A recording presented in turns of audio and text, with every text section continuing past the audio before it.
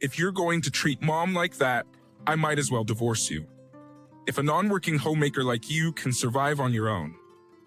Saying this, Thomas slammed the filled-out divorce papers on the desk. Watching Thomas and Ava smirking in the background, I picked up the divorce application. I'm Amelia, 32 years old, a homemaker, married to Thomas for 3 months.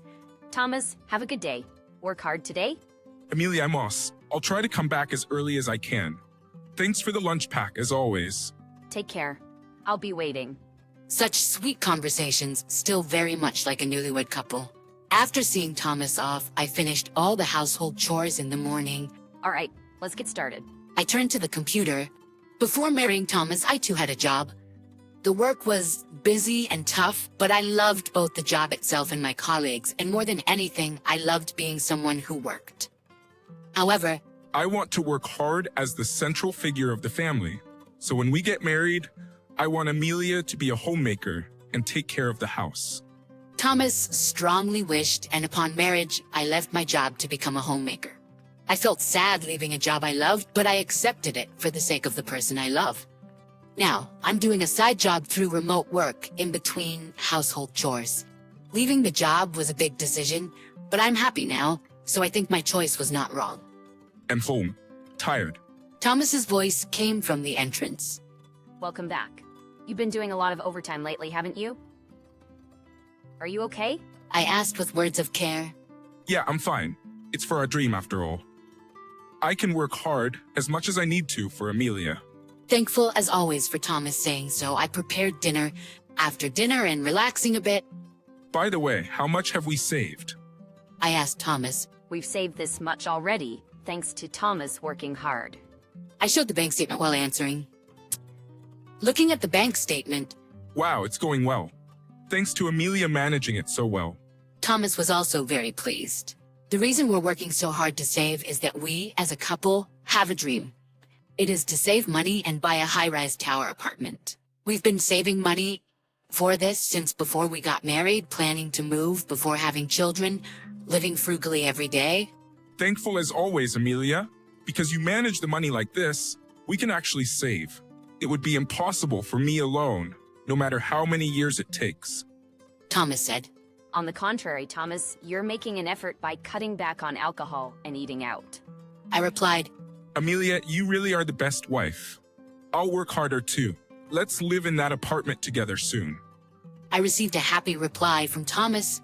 Thomas works outside and I support the household with remote work while doing housework. With such role sharing, we save smoothly towards our target amount. 2 years after marriage, Wow, it's spacious and the view is amazing. Is this finally going to be our home? It still feels like a dream. The tower apartment is the best. finally, we saved our target amount and bought the Dream Tower mansion on a loan. We were overjoyed that our wish had come true.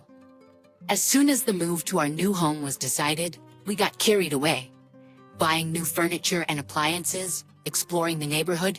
On the last day before moving, Thanks for all your hard work these 2 years. It was tough, wasn't it?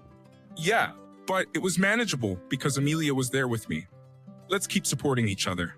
Our next dream is to live happily in our new mansion. we had a modest moving party while talking like this. Then on the moving day, we were swamped with unpacking our enormous amount of belongings. When will this unpacking end? Just as I was losing heart, the doorbell rang. Wondering who it could be at such a busy time, I looked towards the entrance where Thomas went to answer. Tommy, it's me. Open up. A sweet voice rang out. Opening the door, Thomas said. Mom's here? Welcome to our mansion. He welcomes them with open arms. It was Thomas's mom, mother-in-law Ava, who came in uninvited. Well, it's not tidied up at all. What are you doing, Amelia? She came in and immediately made a snide remark. Despite disliking her, I tried to be polite. Ava, sorry it's so messy. We're still unpacking. I'll make some tea. Ignoring my words, To make sure Amelia doesn't slack off, I'll keep watch here. and she promptly sat down on the brand new sofa. Ava had divorced when Thomas was young and lived with him until we got married. Perhaps because of this, they seemed unable to let go of each other. Ava truly believed I took Thomas from her, always openly hostile to me. She constantly found fault with me, weak towards Ava, didn't stop her attacks, always agreeing with her while laughing lightly. I was really uncomfortable around Ava and even started disliking Thomas when she was around. While I was struggling to find coffee cups, Is the tea not ready yet? Such an inconsiderate daughter-in-law. And what's with this interior? I can't understand how someone could choose such tasteless decor. Ava complained while lounging arrogantly on the sofa. Mom thinks so too? Amelia picked out all the interior, but I also think it lacks taste. Thomas agreed with Ava. We had chosen all the interior and furniture together. Ignoring them, I served Ava tea. Ah, it's too strong. Can't Amelia even make proper tea? I really wonder why she is Tommy's wife. Sorry, I murmured, and went back to unpacking. If you don't pick up the pace, we won't be ready for dinner. Ava remarked. Wait, Ava, are you staying for dinner? I blurted out. Of course, I came to visit Tommy's new home. Then, Mom, let's go out to the nearby steakhouse. It's famously delicious. I'll treat. Thomas suggested. Oh, steak sounds nice. But if we go out, the unpacking won't get done. Amelia, you keep unpacking. We'll bring back takeout. Ava said something unbelievable. Yeah, Amelia, we'll bring steak for you too, so please continue unpacking. Thomas added. I watched their backs as they left, fighting back my words. Left alone, I finished the bare minimum unpacking. When they returned from eating steak, I can't leave Tommy alone with Amelia. I'll live here too. There are spare rooms. Ava began saying something unbelievable. It was ridiculous. The thought of living with Ava in this tower mansion we worked so hard and saved for years to buy. My feelings were... Just a minute, Ava, you can't just spring this on us. I responded, only to be met with a glare. Your opinion isn't asked for. She retorted. If Mom lives with us, she can help with the housework, and it'll be easier for Amelia, right? Let's do that. He concluded. Since Tommy says so, it's decided. I'll move in next weekend. I'm counting on you two to help with the move. Ava continued making her own plans. I've hardly ever seen her do any housework at her in-laws' house. Her cooking is always deli items from the supermarket. Her house was always cluttered. I wanted to say that she probably wouldn't do any housework, or that it would be nice if Thomas helped, but my opinions fell on deaf ears. Before I knew it, the next weekend arrived. Before I knew it, the next weekend arrived, and Ava moved into our mansion. From then on, it was more hellish than I imagined. What's this for breakfast? It should be scrambled eggs, not fried. The bacon is undercooked and this consomme soup is inedible. Even breakfast wasn't spared from her complaints. Constant nitpicking about how I hung the laundry or cleaned the shower room. As I expected, Ava didn't do any housework and didn't work either. She monopolized the sofa every day, watching TV or playing games on her mobile phone, never lifting a finger. Just criticizing my housework. When I tried to do a bit of my own work, it was half-hearted because I was doing other things. Poor Tommy, to be married to someone like Ava. Her words only added to my stress. I can't say. It was your son who asked me to marry him, wasn't it? I couldn't voice such thoughts. Fed up with Ava's terrible attitude, I talked to Thomas. Can you say something to Ava? She doesn't do any housework, yet she occupies the living room and complains about everything I do. I opened up, only to be met with a cold response. Is what Mom's saying to Amelia wrong? It's your house, so it's natural for you to do the housework. Don't insult Mom. Thomas retorted coldly. He always reacted fiercely whenever I said anything slightly negative about Ava. He used to be so kind and considerate when we lived alone. I muttered to myself, feeling helpless and at a loss. Ava's attacks. Thomas, who not only didn't help but blamed me. I grew more and more exhausted by their presence, losing my energy day by day. One day after lunch, as I was washing the dishes, Amelia, I want some tea. Ava said, followed by Thomas. Make me a coffee too. Even Thomas, who used to do everything himself before living with Ava. Let Amelia do it. He was told and he stopped doing anything. The atmosphere gets so heavy with her gloomy face around. He should divorce her. Yeah, maybe I really will divorce her if it stays like this. Thomas agreed. That's right, Tommy. Sometimes you need to put pressure like this. It's necessary for disciplining a daughter-in-law. Ava said, pleased with herself. Divorce? Maybe that's not a bad idea. At that moment, I began to vaguely consider the option of divorce. Ava's harassment escalated day by day. Weeks passed, and one evening at dinner, I prepared steak for dinner, as Ava had mentioned wanting steak the day before. I wanted chicken steak, not beef. I don't like beef, it's too tough. Ava complained. But Ava, you always say it's not steak unless it's beef. I replied, I've changed my mind. Oh, how I wanted chicken steak. You should have consulted me about dinner. You really are an inconsiderate daughter-in-law. Ava quickly turned sulky. Thomas joined in. Didn't you consult Mom about dinner? How would she know otherwise?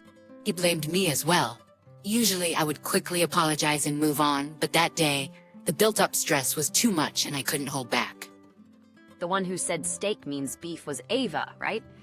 And when I used to ask about the menu every day, you told me to decide on my own, didn't you? If there's going to be a complaint no matter what I do, then please do everything yourself. I retorted, looking Ava in the eye. Caught off guard by my resistance, Ava momentarily froze, then erupted. How dare you speak to your mother-in-law like that? You're just a daughter-in-law. Yeah, Amelia, how can you speak to Mom like that? It's your fault for not doing things right. Day in and day out, you both do nothing but complain, and your demands keep changing. Don't you think that's odd, Thomas? I asked, but Thomas responded. Hey, if you're gonna be like that. He left and returned with a piece of paper, slamming it on the table. If you're gonna treat Mom like that, I might as well divorce you. A non-working homemaker like you. Let's see how you survive on your own. He threatened. The paper was a filled-out divorce application. Thomas seemed to be using it as a threat, a message that I shouldn't go against them if I didn't want to be divorced. As Thomas told me this, Ava smirked smugly in the background. She must have taught him this. What will you do now? You can't keep living in this mansion after a divorce, and you can't survive on your salary alone. He pressed on. Understood, I answered to the satisfaction of Thomas and Ava. They must think they've cowed me. Foolish people. Just you wait and see. That was my silent vow. A few days later on the weekend, Mom and I are going out. You take care of the house. Make sure everything's done by the time we get back, they said as they left. Once they were gone, I took action. That evening, I was tired, but it was a nice change of pace. Tommy, I had a great time too. Thanks for taking me out, they said, returning from their outing. They returned from their outing. As they opened the door, the house was pitch dark. What's this? No dinner prepared? Where's Amelia? She didn't do anything? Ava was instantly in a foul mood due to hunger. She must be hiding in her room. I'll give her a piece of my mind. Thomas said, storming into my room, only to find it empty with nothing left. Stunned, he came back. Tommy, where's Amelia? Ava asked. Amelia's gone. All her stuff is gone too. Hey Amelia, where are you? You haven't prepared dinner, and why are all your things gone? Thomas shouted into the phone. Why do I need to tell you where I am? We're strangers now, aren't we? I answered. What? Lost for words, Thomas heard me continue. I just submitted the divorce application and it was accepted. So we're strangers now. Why should a stranger wait and cook for you? I said, mocking him. What do you mean the divorce application was accepted? Why did you submit it without telling me? Thomas raised his voice. It's not like I did it without reason. You are the one who brought the filled-out divorce application first. I replied. Just come back. Withdraw the divorce. Thomas demanded. Why would I do that? I'm finally free from this hell. Goodbye. I said and hung up. After that, there were many calls and messages, but I never responded. Meanwhile, at the mansion where Thomas and Ava were staying, Divorcing on your own? Such a selfish daughter-in-law. What is she thinking? What about tonight's dinner? Ava was concerned about herself. What is she thinking? Just submitting a divorce application like that? But Amelia's income is next to nothing. She'll be crawling back, unable to make a living. Thomas was optimistic. Months later, Thomas's messages kept coming. Stop this nonsense. Come back now and I'll forgive you. Mom's not doing any housework, and I'm struggling. A large number of messages were received. According to the messages, Thomas, who had left all financial management and housework to me, didn't know the loan amount and had no clue about monthly expenses. and soon found himself unable to manage, having to put the newly bought house up for sale. "It's your fault for leaving," he messaged, but I didn't care. The mansion was never affordable on Thomas's salary alone. As for me, post-divorce, I rented a flat and lived with my cat. The tower mansion was Thomas's strong wish, but the no pets rule was a drawback. Now living with my beloved cat, I was very happy.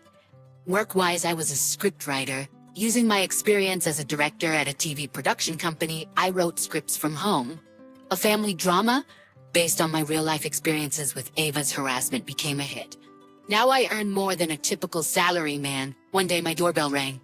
Peeping through the door viewer, it was Thomas and Ava, somehow having found out where I live. Both looked shabby and visibly thinner. Amelia, you're there, right? Let's start over. I finally realized how much I appreciate you. Let's live together again? Thomas pleaded. Amelia, I heard you're earning now. I'll acknowledge you now. Let's live together. Ava added. I don't know how you found out where I live, but we're strangers now, and your presence is unwelcome. There will never be a reunion. I see no benefit in getting back together with a mother-in-law who enjoys harassment, and a husband who always sides with her. Please leave, or I'll call the police. I told them through the door. Hearing the word police, they hurriedly left. Later, I learned through messages that Thomas, shocked by losing the mansion, started missing work and was eventually fired. Thomas and Ava, living on Ava's pension and welfare, barely manage in a dilapidated apartment. Ava, who never does housework but always complains, results in constant arguments between them. While surprised they found my house, I felt relieved to have spoken my mind directly. I was stuck with script writing at the moment. Their visit provided new material, so I quickly got back to work,